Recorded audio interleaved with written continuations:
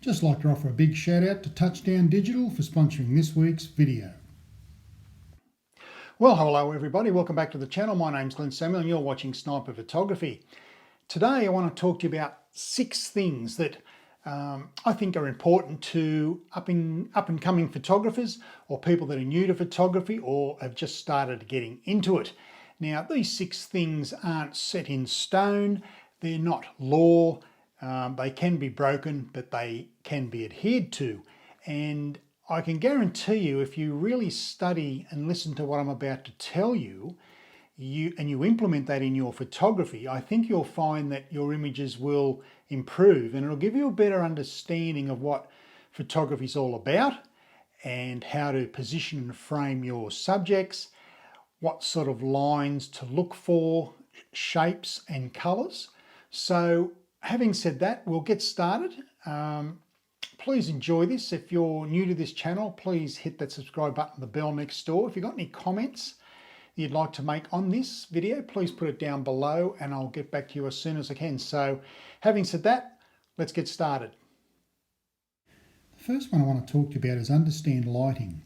Whether that's introduced artificial lighting, as you can see with the strobe unit in this image, or natural light. To understand light is to understand photography and to understand the properties of light and how it affects our images. So understanding and studying light is the most critical thing with photography, followed by composition. So the two seem to work hand in hand. So if you're new to photography, I suggest you study light and study it thoroughly and see how it affects your photography. This next one I want to talk about is the rule of thirds. Now, as you can see, there's a grid on this image here, and if you have a look, I placed the water or the part of the waterfall up near the top left-hand square, or just between the bottom top of the left-hand square towards the middle. Now, the idea with rule of thirds is never place your subject in that middle square because you end up with wasted space left to right, top to bottom. And then the rest of the image falls down into the next 3 squares. So the rule of thirds, even though it's not a rule, it does apply to our photography, and it's about positioning your subject. So remember that, the rule of third, never place anything in the middle of your image. Now this next shot is about leading lines. I shot this 3 years ago in Victoria. This is the Lawn Pier, an amazing structure. Now, as you can see, leading lines are important here. We've got the railing on the left, the railing on the right, and the actual walkway leading away from the viewer's eye.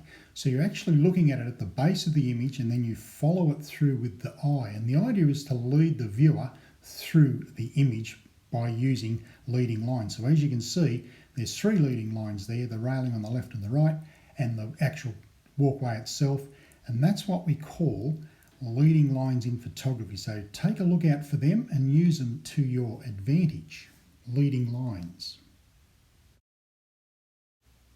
Now this next image I took in Canada in 2019 at Lake Edith. Now this is all about colour. The colour here was on that morning was absolutely outstanding. And the idea of using colour to the advantage is to you need to sort of like make the person that's looking at this image as if they're sitting on that bench seat looking at these gorgeous mountains in Alberta, Canada, up near Lake Louise. Now, strong colour here. Now, the idea with colour, as I said, is to embrace what's in front of you, and what's particularly very important in the image is the colour here. But it also enables people to if the viewer feels like the viewer is actually sitting on that timber seat. So using colour to your advantage is also very critical to our images. So don't forget, use strong colour. Okay, this next image is all about filling the frame. Now, filling the frame is also important. This is a bit of intimate landscape photography. Now, filling the frame is also very important. You are not wasting anything around the edges of the frame here. Now, I concentrated on that small trickle of water running between these moss-covered rocks, and this was shot at 24mm, but I was very, very close. Now, filling the frame internally with your camera, in other words, you don't take the image and then you crop it later in post-edit. So fill the frame on the day when you take the shot also adds a different dimension to your images. Last but not least is foreground element. Now this is an image I took about 2 years ago of Somersby's Falls on the Central Coast of New South Wales. And when I arrived, I noticed this big boulder was here near the waterfall, at the base of the waterfall basically. And I like this because it adds weight to the image, and adding foreground element does add weight to the image. And I just love this shot because the light was perfect, but it was actually the foreground that I was really concentrating on, meaning the big boulder, because it adds weight to the image. So always look for foreground element pertaining to your images. Put something in the foreground, make it very interesting for the viewer.